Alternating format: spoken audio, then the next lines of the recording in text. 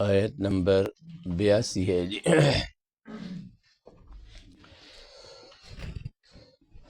اعوذ باللہ من الشیطان الرجیم، بسم اللہ الرحمن الرحیم۔ وما كان جواب قومه إلا أن قالوا أخرجوهم من قريتكم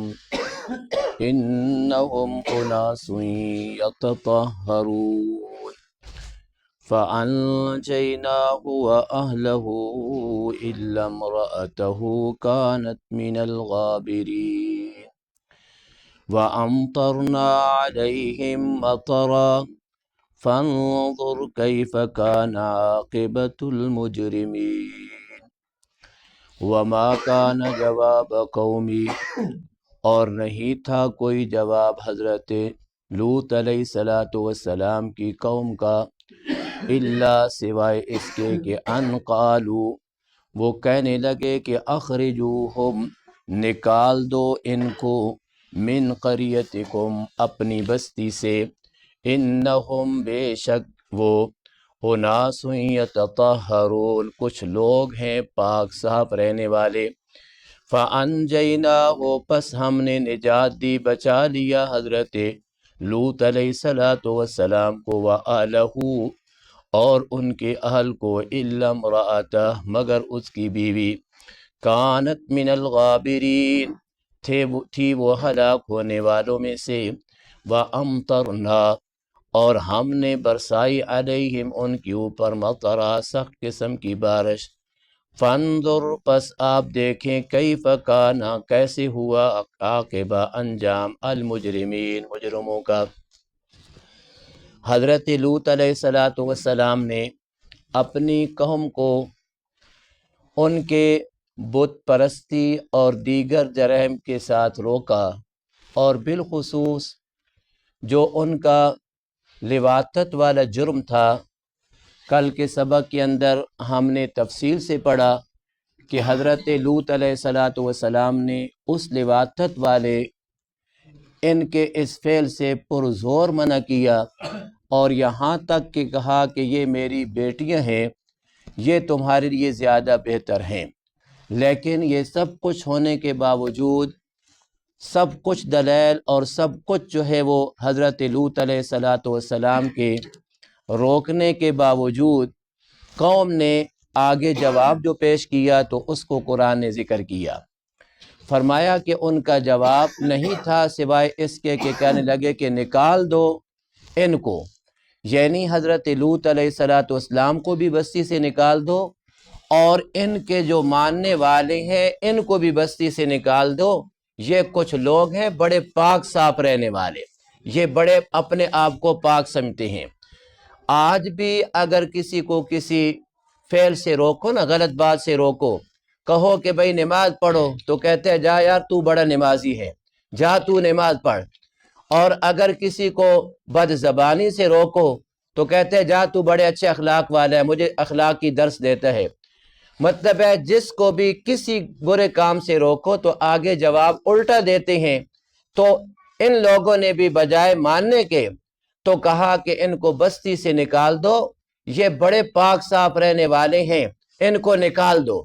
اللہ رب العزت نے جب عذاب کا وقت آیا تو حضرت لوط علیہ السلام نے اپنی قوم کو بحکم باری تعالی ان کو حکم دے دیا کہ آپ جو ہے وہ مطلب ہے رات کو نکل چلے، یعنی حضرت لوط علیہ السلام کو اللہ نے کہا کہ تم رات کے ایک حصے میں اپنے اہل و عیال کو لے کے چل پڑو، ان کے اوپر رات کو عذاب آئے گا۔ قرآن مجید نے لوط علیہ السلام کا یہ منظر ذکر کیا، فرمایا قالوا یا لوط انا رسل ربک، یہ وہ فرشتے جو کل کے سبق کے اندر پڑھا تھا کہ وہ فرشتے آئے تھے انسانی شکل میں، تو اب حضرت لوط علیہ السلام ڈر گئے کہ یہ تو ان کے ساتھ بدفعلی کریں گے اور میری بےعزتی ہوگی، تو فرشتے سمجھ گئے، انہوں نے کہا قالوا یا لوط، اے لوط انا رسول ربک، بے شک ہم آپ کے رب کے بھیجے ہوئے ہیں، لن یصلوا الیک، ان کا بدفعلی کرنا تو دور کی بات ہے، لن یصلوا الیک، یہ ہمارے قریب تک بھی نہیں آ سکیں گے، یہ ہمارے قریب آنا تو دور کی بات ہے، ہمارے ساتھ بالکل مس بھی نہیں کر سکیں گے۔ اور فرمایا فَأَسْرِ بِأَهْلِكَ بِقِطْعٍ مِّنَ اللَّيْلِ، آپ اپنے ماننے والوں کو رات کے ایک حصے میں لے کر نکل پڑے، وَلَا يَلْتَفِتْ مِنْكُمْ أَحَدٌ، اور جب آپ نکل جاؤ گے، نکل جانے کے بعد قوم لوط کے اوپر عذاب آئے گا۔ اب جب عذاب آئے گا یہ چیخیں گے، پکاریں گے، لیکن آپ میں سے کسی نے بھی مڑ کر نہیں دیکھنا، جو مڑ کر دیکھے گا تو پھر وہی عذاب اس کے اوپر بھی آئے گا جو قوم لوط کے اوپر آیا۔ پتہ چلا کہ جو ظالم ہے، مشرک ہے، کافر ہے، لہذا اس کو جب اس طرح کا کوئی عذاب آئے تو اس کے اوپر افسوس کرنے کی اجازت بھی نہیں ہے۔ ظاہر بات ہے اب جب ان کے اوپر عذاب آتا تو اگر لوط علیہ السلام کے ماننے والے ان کے لیے جو ہے وہ افسوس کرتے تو دکھ کا اظہار کرتے نا، اور ایسے لوگوں کے اوپر دکھ کرنا بھی جائز نہیں ہے۔ تو فرمایا وَلَا يَلْتَفِتْ مِنْكُمْ أَحَدٌ، کوئی بھی مڑ کر نہ دیکھے کوئی ایک، إِلَّا امْرَأَتَكَ، لیکن آپ کی بیوی دیکھے گی، چونکہ لوط علیہ السلام کی بیوی کافرہ تھی، پیغمبر کے نکاح میں ضرور تھی لیکن تھی کافرہ، اور اس کا نام واعلہ تھا، عین کے ساتھ واعلہ۔ اور حضرت نوح علیہ السلام کی بیوی بھی کافرہ تھی اور اس کا نام واہلہ، ہا کے ساتھ، اس کا عین کے ساتھ اور اس کا ہا کے ساتھ، واہلہ، یہ دونوں کافرہ تھی، پیغمبروں کے نکاح میں تھی لیکن تھی کافرہ اور مشرکہ۔ یہ 29واں پارہ ہے، اس میں اللہ رب العزت نے بڑی وضاحت کے ساتھ بتا دیا ان کا یہ ذکر، بلکہ 28واں پارہ ہے، اور اس 28 پارے کے اندر اللہ رب العزت نے دونوں کا ذکر کیا، بلکہ 4 عورتوں کا ذکر کیا۔ 2 عورتیں جو ہے وہ مومنہ تھیں اور ایک کافر کے نکاح میں تھی اور ایک کا شوہر ہی نہیں تھا، تھی مومنہ، اور 2 عورتیں جو ہے وہ کافر تھی، جو ہے وہ کافرہ لیکن پیغمبروں کے نکاح میں تھی۔ اللہ نے اس کی وضاحت کی، فرمایا ضرب اللہ مثلا للذین کفروا امرأۃ نوح وامرأۃ لوط، اللہ نے مثال بیان کی ان کافرہ عورتوں کی کہ جو حضرت لوط علیہ السلام اور حضرت نوح علیہ السلام کی بیوی تھی، وامرأۃ نوح وامرأۃ لوط، یہ دونوں پیغمبروں کے نکاح میں تھی، کانتا تحت عبدین من عبادنا، اور وہ دونوں کافرہ ہمارے نیک اور صالح بندوں کے نکاح میں تھی۔ پیغمبر جو ہے وہ کائنات میں سے سب سے زیادہ صالح اور نیک ہوتا ہے۔ فرمایا کانتا، تھی وہ دونوں عورتیں تحت عبدین من عبادنا، ہمارے 2 بندوں کے نکاح میں، صالحین جو صالح تھے، فخانتاہما، ان دونوں نے ہمارے نیک بندوں کے ساتھ خیانت کی۔ خیانت کیا کرتی تھی؟ یہ ظالمہ جو حضرت نوح علیہ السلام کی بیوی تھی نا،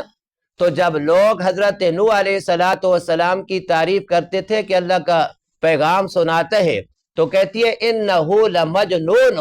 وہ میرا خاوند تو مجنون ہے، وہ تو میرا خاوند دیوانہ ہے، وہ تو اس طرح کا پاگل ہے، نعوذ باللہ۔ پیغمبر کو جو ہے وہ اس طرح کے القاب سے نوازتی تھی۔ اور لوط علیہ السلام کی بیوی کیا خیانت کرتی تھی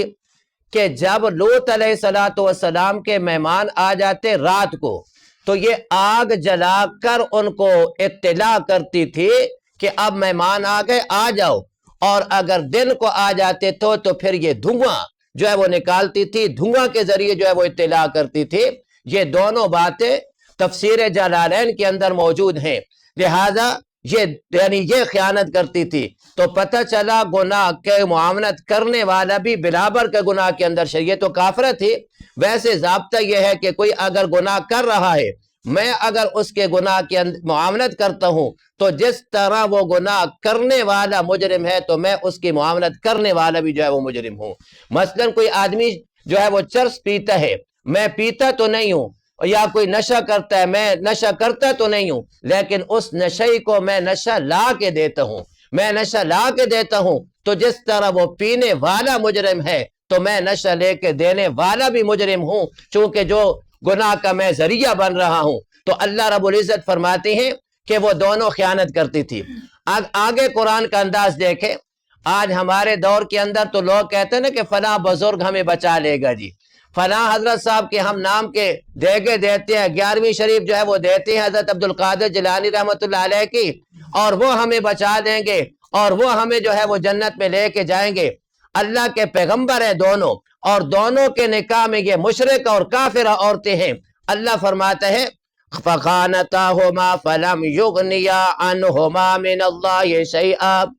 جب اللہ کا عذاب آیا قوم لوط کے اوپر اور قوم نوح کے اوپر، دونوں قوموں کے اوپر لوط آیا جب عذاب، فَلَمْ يُغْنِيَا عَنْهُمَا مِنَ اللَّهِ شَيْئًا، تو یہ دونوں پیغمبر اپنی اپنی بیویوں سے اس عذاب کو ذرے برابر بھی دور نہ کر سکے۔ پیغمبر ہیں لیکن باوجود پیغمبر کے، لیکن چونکہ بیویاں کافرہ تھی، پیغمبر دیکھتے دیکھتے بیویاں جو ہے وہ سامنے ہلاک ہو گئی، تباہ و برباد ہو گئی، لیکن پیغمبر اس کو جو ہے وہ دور نہ کر سکے۔ فَلَمْ يُغْنِيَا عَنْهُمَا مِنَ اللَّهِ شَيْئًا وَقِيلَ، اللہ رب العزت فرماتے ہیں وَقِيلَ ادْخُلَا النَّارَ مَعَ الدَّاخِلِينَ، اور کہا گیا ان دونوں کافرہ عورتوں کو کہ داخل ہو جاؤ جہنم میں داخل ہونے والوں کے ساتھ، جس طرح باقی قوم جہنم میں جا رہی ہے تم بھی جہنم میں داخل ہو جاؤ۔ آگے اللہ رب العزت نے دو مومنہ عورتوں کا ذکر کیا، فرمایا وَضَرَبَ اللَّهُ مَثَلًا لِلَّذِينَ آمَنُوا امْرَأَتَ فِرْعَوْنَ، اللہ نے مثال بیان کی حضرت آسیہ علیہ السلام کو جو ایمان لا چکی تھی اور فرعون کے نکاح میں تھی۔ ایمان لایا جب حضرت موسیٰ علیہ السلام اور فرعون کے جادوگروں کا مقابلہ ہوا، 70,000 جادوگر اس نے منگوائے، اور حضرت آسیہ جو ہے وہ رضی اللہ تعالی عنہ وہ اپنے مسلح پہ بیٹھ کر جو ہے وہ حضرت موسیٰ علیہ السلام کے لیے دعا کر رہی تھی، اور فرعون کی پارٹی یہ سمجھتی تھی کہ حضرت آسیہ ہمارے لیے دعا کر رہی ہے، لیکن حضرت آسیہ حضرت موسیٰ علیہ السلام کے لیے دعا کر رہی تھی، چونکہ وہ ایمان لا چکی تھی۔ اب جب ایمان لے آئی تو ان کو جب پتہ چلا تو اس ظالم نے بڑا حضرت آسیہ علیہ السلام کے اوپر ظلم کیا۔ ایسا ظالم تھا کہ اس طرح ہاتھ رکھ کر اور پاؤں رکھ کر تو ہاتھوں کے اوپر جو ہے وہ میخیں لگا دیتا تھا، میخیں لگا دیتا تھا، اور پاؤں کے اوپر بھی میخیں لگا دیتا تھا، اور پھر حضرت آسیہ کو کہتا تھا کہ اب موسیٰ علیہ السلام سے دین کے پھر جا، وگرنہ تو اسی طرح جو ہے وہ کر جائے گی۔ وہ کہتی میرے جسم کے ٹکڑے تو ہو جائیں گے، لیکن جو دین اسلام اس وقت کے پیغمبر کا میرے دل میں آ چکا، دل ٹکڑے ہو جائے گا، لیکن وہ نکل نہیں سکتا۔ اس ظالم نے پھر کیا کیا؟ اس ظالم نے بڑی چٹان منگوائی، اور منگوانے کے بعد حضرت آسیہ علیہ السلام کو جو ہے وہ پیسنے لگا۔ اب اس بندی نے اللہ سے دعا کی،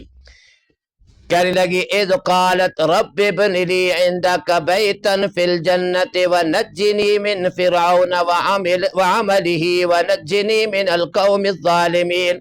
اس اللہ کی بندی نے اپنے رب کو پکارا، کہنے لگے رب ابن لی، اے میرے رب بنا دے میرے لیے اپنے پاس بیتن فی الجنہ، جنت میں ایک محل۔ اللہ میں نے دنیا کے اندر بڑی مصیبتیں جھیلی ہیں، آپ کے دین کے خاطر اپنے ہاتھوں کو چھلنی کرا دیا، اپنے جسم کے اوپر جو ہے وہ مختلف قسم کے داغ سہ لیے، لیکن اللہ صرف آپ کی خاطر اب میرا یہ مطالبہ اور یہ درخواست ہے کہ رب ابن لی عندک بیتن فی الجنہ، اللہ جنت میں میرے لیے محل تیار کرا لے۔ علماء نے لکھا ہے کہ حضرت آسیہ علیہ السلام کے لیے اللہ نے محل تیار کرایا، بعد نے لکھا کہ اللہ نے زندہ ہی حضرت آسیہ کو جنت میں پہنچا دیا۔ اور ظالم کے جو ہے وہ اس ظالم کے جو ہے وہ ظلم سے نجات دینے کے لیے اس ظالم نے، لیکن یاد رکھنا کہ یہ روح مع الجسد نہیں تھا، صرف روح کو اللہ نے پہنچایا، جسم تو وہاں موجود تھا، چونکہ قرآن بھی گواہ ہے، اور اسی طرح جو ہے وہ احادیث کے اندر بھی آتا ہے کہ اس ظالم نے بڑی جب چٹان منگوائی نا تو حضرت آسیہ نے اس چٹان کو دیکھ کر یہ دعا مانگی. اب وہ چٹان ابھی آئی نہیں تھی، اس کے جسم کے اوپر نہیں آئی تھی، اللہ نے روح کو جنت میں پہنچا دیا اور یہ ظالم اس مردہ لاش کے اوپر پتھر پھراتا رہا. تو فرمایا رب ابن لی عندک بیتا فی الجنہ ونجنی من فرعون، اور نجات دے مجھے ظالم فرعون سے، وعملی اور اس کے کارتوتوں سے، ونجنی من القوم الظالمین اور نجات دے مجھے ظالم قوم سے. آگے چوتھی عورت کا ذکر ہے. فرمایا ومریم ابنت عمران، اور مریم جو بیٹی ہے عمران کی، التی احسنت فرجہا، جس نے اپنی شرمگاہ کی حفاظت کی، بڑی پاکیزہ عورت تھی، بڑی عتیقہ اور بڑی جو ہے وہ پاکیزہ عورت تھی. فنفخنا فیہ من روحنا، اور پھر ہم نے اس کے گریبان کے اندر، ہم نے جیب کے گریبان کے اندر اپنا روح جو ہے وہ ڈال دیا، اور اس کی وجہ سے وہ حضرت عیسیٰ علیہ السلام کے ساتھ حاملہ ہو گئی. اس لیے اللہ رب العزت نے فرمایا ان مثل عیسیٰ عند اللہ کمثل آدم خلقہ من تراب ثم قال له کن فیکون. حضرت عیسیٰ علیہ السلام کی مثال حضرت آدم علیہ السلام جیسی ہے. حضرت آدم کو ہم نے بغیر ماں باپ کے پیدا کیا اور حضرت عیسیٰ کو بغیر باپ کے پیدا کیا. تو فرمایا وَمَرْيَمَ ابْنَتَ عِمْرَانَ الَّتِي أَحْسَنَتْ فَرْجَهَا فَنَفَخْنَا فِيهِ مِنْ رُوحِنَا وَصَدَّقَتْ بِكَلِمَاتِ رَبِّهَا، اس نے اپنے رب کے کلمات کی تصدیق کی، وَكُتُبِهِ اور اس کی کتابوں کی بھی تصدیق کی، وَكَانَتْ مِنَ الْقَانِتِينَ اور وہ عورت تھی بڑی فرمانبرداروں میں سے. تو یہ دو عورتیں اللہ نے دنیا کے اندر ان کو جنت کی بشارت دے دی، اور پہلی دو عورتیں جو پیغمبروں کے جو ہے وہ نکاح میں تھی، لیکن پیغمبر جیسا دین اور پیغمبر کے عقائد کے مطابق اپنے عقائد نہیں بنائے تو اللہ نے ان کو جہنم کے اندر داخل کر دیا، اور وہ پیغمبر ذرے برابر بھی عذاب سے کوئی دور نہیں کر سکے. تو یہاں پہ بھی اللہ فرماتا ہے فَأَنْجَيْنَاهُ وَأَهْلَهُ، پس ہم نے حضرت نوح علیہ السلام کو بھی اور ان کے اہل و عیال کو بھی بچا لیا، اِلَّا امْرَأَتَكَ مگر ان کی بیوی کو نہیں، بلکہ ان کی بیوی بھی جو ہے وہ ہلاک ہونے والوں میں سے تھی. وَأَمْطَرْنَا عَلَيْهِمْ مَطَرًا، اور ہم نے ان کے اوپر بارش برسائی پتھروں کی. فَانْظُرْ كَيْفَ كَانَ عَاقِبَةُ الْمُجْرِمِينَ، میرے پیغمبر ذرا دیکھ جو ہے وہ مجرموں کا کیسا انجام ہوتا ہے. اللہ رب العزت عمل کی توفیق عطا فرمائے. الحمدللہ رب العالمین والعاقبۃ للمتقین والصلاة والسلام علی سید الرسل وخاتم الانبیاء. اللہم اعنا علی ذکرک وشکرک وحسن عبادتک. اللہم لا مانع لما اعطیت ولا معطی لما منعت ولا ينفع ذا الجد منک الجد. اللہم انک عفو کریم تحب العفو فاعف عنا عنا. وصلی اللہ تعالی علی خیر خلقہ محمد وعلی آلہ واصحابہ اجمعین برحمتک یا رب.